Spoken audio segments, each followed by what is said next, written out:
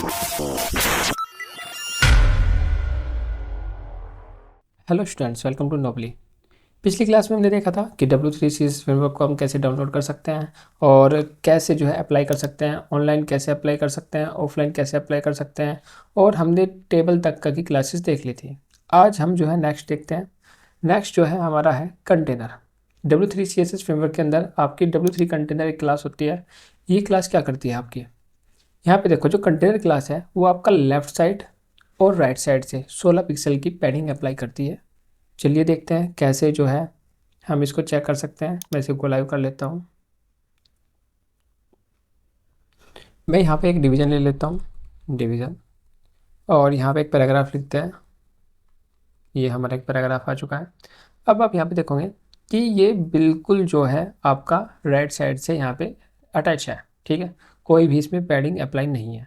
जैसे ही हम यहाँ पे क्लास W3 कंटेनर अप्लाई करेंगे तो ये लेफ्ट और राइट साइड दोनों से आपका जो है यहाँ पे 16 पिक्सल की पैडिंग आपकी अप्लाई हो जाएगी। अब यहाँ पे क्लास अप्लाई करते हैं क्या, W3 कंटेनर। तो जैसे हम ये अप्लाई करेंगे तो यहाँ पे आप देखोगे 16 पिक्सल की आपकी यहाँ पे पैडिंग अप्लाई हो चुकी है। आप इसमें अगर कलर देना चाहते हो तो डायरेक्टली कलर का नाम लिख सकते हो, W3 रेड। अगर मैं यहाँ पे अप्लाई करूँगा तो ये आपका रेड कलर अप्लाई हो जाएगा। आप यहाँ पे देख सकते हो 16 पिक्सल की पैडिंग इधर है और 16 पिक्सल की पैडिंग आपका राइट साइड में आपको मिल जाएगी, ठीक है। तो ये होती है हमारी कंटेनर क्लास। नेक्स्ट आती है पैनल क्लास, कि अगर आपको जो है पैनल क्लास अप्लाई करनी है तो पैनल क्लास में क्या होता है। देखो यहाँ पे जो कंटेनर क्लास थी उसमें तो आपका लेफ़्ट और राइट से आपकी पैडिंग अप्लाई हो रही थी, लेकिन जब आप पैनल क्लास का यूज़ करते हो तो ये आपको 16 पिक्सल की जो है मार्जिन भी अप्लाई करता है। टॉप और बॉटम से पैडिंग तो अप्लाई होगी, साथ साथ में मार्जिन भी अप्लाई होगा। तो अगर आप यहाँ से देखो कि अगर मैं एक और पैराग्राफ ले लेता हूँ इसी प्रकार का, और यहाँ पे कंटेनर के स्थान पे हम कंटेनर हटा देते हैं तो बिल्कुल अटैच हो जाएगा, और पैनल का यूज़ करते हैं। और पैनल का यूज करते हैं आप यहाँ पे देखोगे आपका 16 पिक्सल का मार्जिन टॉप से, 16 पिक्सल का मार्जिन बॉटम से, 16 पिक्सल की पैडिंग लेफ्ट से और 16 पिक्सल की पैडिंग राइट से आपकी अप्लाई हो जाएगी। तो पैनल जो है इस प्रकार जो है आपका अप्लाई होता है, ठीक है। अब पैनल के बाद हम क्या कर सकते हैं कि ये जो पैनल है, अगर मुझे कॉर्नर को राउंड करना है तो हमारे पास क्लास होती है W3 राउंड। अगर मैं इस पैनल के कॉर्नर को राउंड करना चाहता हूँ तो W3 राउंड का प्रयोग करें, और यहाँ पे आप देखोगे ये राउंड होने शुरू हो गए हैं। इस राउंड को आपको और ज़्यादा इंक्रीज करना है तो आप लिख सकते हो एक्स लार्ज, और जैसे ही आप एक्स लार्ज लिखोगे और ज़्यादा राउंड हो जाएंगे, और डबल एक्स लार्ज लिखोगे और ज़्यादा राउंड आपको दिखाई देंगे। तो इस प्रकार आप पैनल के कॉर्नर को राउंड कर सकते हो। अब नेक्स्ट देखते हैं। नेक्स्ट देखो हमारे पास W3 button, W3 display container, ये हमारी क्लास है। किसको बनाने के लिए, एक कोलैप्सिबल पैनल बनाने के लिए। कि अगर हमें एक कोलैप्सिबल पैनल बनाना है तो हमें क्या क्या चीज़ों की नीड होगी। देखो एक कोलैप्सिबल पैनल है, मैं यहाँ पे क्लिक करूँगा ये कोलैप्स हो जाएगा, ठीक है। तो अगर हमें ऐसा पैनल बनाना है तो हमें ज़रूरत पड़ेगी W3 बटन की। अगर जब भी हमें बटन बनाना हो तो हम W3 बटन का प्रयोग कर सकते हैं, और ये लिखते ही आपका एक बटन क्रिएट हो जाएगा। फिर इस बटन को आपको रखना कहाँ है कि ये आपका एक कंटेनर के अंदर ही रहे। तो आप इसे बाहर वाले रीजन को W3 डिस्प्ले कंटेनर दे सकते हो, और अगर इस बटन को कहीं पे भी मैनेज करना है, पोजीशन करना है, तो W3 पोजीशन का यूज़ कर सकते हो। तो इनका प्रयोग करके हम यहाँ पे एक कोलैप्सिबल पैनल बनाते हैं। चलिए देखते हैं। यहाँ पे पोजीशन प्रॉपर्टी है, आप इससे कहीं पे भी इस बटन को रख सकते हो जहाँ पर भी आप चाहते हो, ठीक है। तो हम इसको शुरू करते हैं कि कैसे हम एक कोलैप्सिबल पैनल बना सकते हैं। इसके लिए आपको क्या चाहिए, यहाँ पे हम एक डिवीज़न लेते हैं, डिवीज़न। इसके अंदर मैं एक H1 ले लेता हूँ, माई हेडिंग,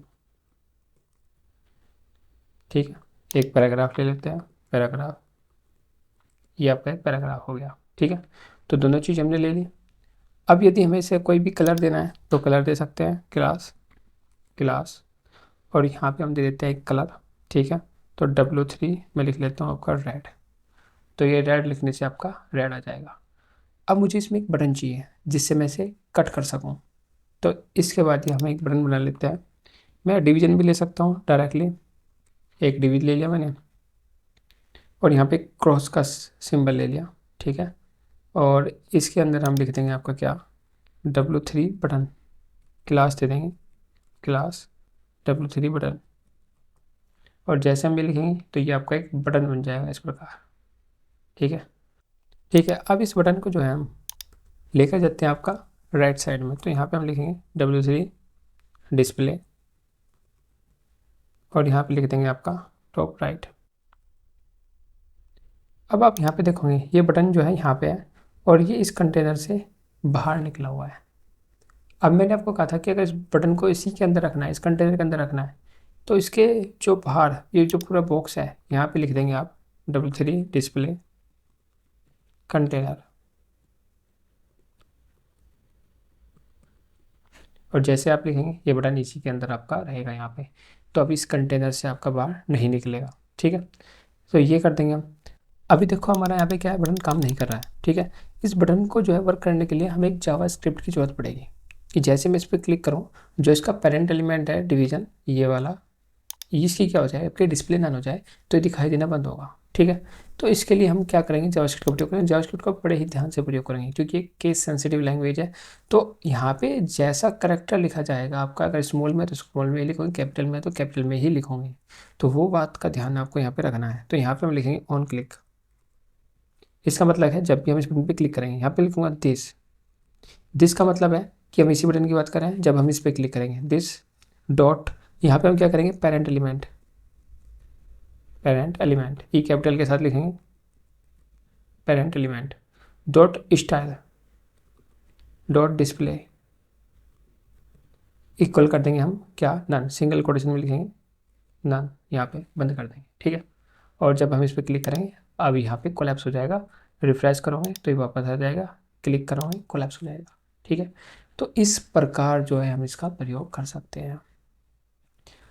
तो यहाँ पे अब का इस प्रकार ये बंद करके आ जाएगा।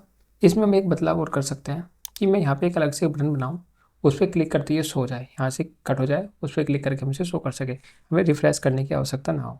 तो इसके लिए आप यहाँ पे एक बाहर एक बटन भी बना सकते हैं। ठीक है, तो यहाँ पे आप लिख लेंगे बटन। आप जो है बटन से ही बटन बना सकते हो, या फिर जो है WCSS से भी किसी भी डिवीजन पर आप बटन क्लास दोगे वो बटन बन जाएगा। ठीक है, अब मैं यहाँ पे लिख लेता हूँ आपका शो पैनल, पैनल। ठीक है, तो जैसे मैं इस पर क्लिक करूँ पैनल आपका शो हो जाए। अब पैनल को शो करने के लिए मैं इसमें पेरेंट एलिमेंट नहीं लगा सकता, क्योंकि ये बाहर है बटन। तो हम यहाँ पे यूज करेंगे ID का। ठीक है, तो यहाँ पे हम ID इक्वल टू लिख देते हैं, आपका एक ID देते हैं। मैंने इसका नाम पैनल ही रख दिया। ठीक है, तो यहाँ पे क्लास देते हैं बटन के अंदर, क्लास। और क्लास हम क्या देते हैं, सबसे पहले मैं इसको एक बटन दे देता हूँ। ठीक है, W3 बटन लिख देते हैं। तो यहाँ पे क्या बन जाएगा, ये का बटन बन जाएगा। जो कलर देना है कलर दे सकते हो। मैं यहाँ पे W3 ब्लू दे देता हूँ, तो ये ब्लू कलर का बटन आ जाएगा आपका कुछ इस प्रकार का। ठीक है, अब मैं चाहता हूँ जब भी मैं इस पर क्लिक करूँ, क्लिक करते ही आपका ये शो हो जाए। तो अगर यहाँ पे इसको हटाना है तो डिस्प्ले नन करते हैं, शो करना है तो डिस्प्ले ब्लॉक करते हैं। लेकिन हम इसे क्या, गेट एलिमेंट पे ID से कॉल करेंगे। ठीक है, तो यहाँ पे आपको लिखना है ऑन क्लिक, कि जब भी हम इस पर क्लिक करें document dot gate element by ID। यहाँ पे ध्यान रखेंगे, इसमें क्या होता है, कैमल के इश्यूज होता है। आप हमेशा यहाँ पे देखेंगे कि जो पहला लेटर वो स्मॉल रहेगा, जो इसके बाद कोई भी आपका वर्ड आता है, जैसे एलिमेंट है E कैपिटल है, यहाँ पे BY है, इसका क्या है B कैपिटल है, और ID है I कैपिटल है। ठीक है, तो अंदर वाले सभी कैपिटल रहेंगे आपके। ठीक है, तो यहाँ पे हम ID को लिखते हैं, आप ब्रैकेट का प्रयोग करोगे, सिंगल कोटेशन में आप लिखोगे यहाँ पे पैनल, क्योंकि मैंने पैनल ID दी हुई है। तो मैं इससे इसको कंट्रोल करूँगा और यहाँ पे लिखूँगा सेम आपका dot style dot display equal, single quotation में लिख देंगे ना, नन नहीं लिखेंगे, यहाँ पे लिखना ब्लॉक, कि डिस्प्ले ब्लॉक हो जाए, कि जब भी हम इसको कट करें और यहाँ पे क्लिक करें तो ये वापस आ जाएगा। ठीक है, तो बाय डिफ़ॉल्ट अगर मैं चाहता हूँ कि जब भी मैं रिफ्रेश करूँ केवल आपको 100 बटन ही दिखाई दे, ये ना दिखाई दे, तब आप इसकी बाय डिफ़ॉल्ट डिस्प्ले नन कर सकते हो। यहाँ पे लिखूँगा स्टाइल स्टाइल डिस्प्ले नन। तो इससे क्या होगा, बाय डिफ़ॉल्ट ये नहीं दिखाई देगा। जब भी हम इस पर क्लिक करेंगे डिस्प्ले ब्लॉक हो जाएगी, और यहाँ पे क्लिक करेंगे दोबारा से नन हो जाएगी। ठीक है, तो इस प्रकार आप एक कोलैप्सिबल पैनल बना सकते हो। ठीक है, तो इस वीडियो में इतना ही रखते हैं।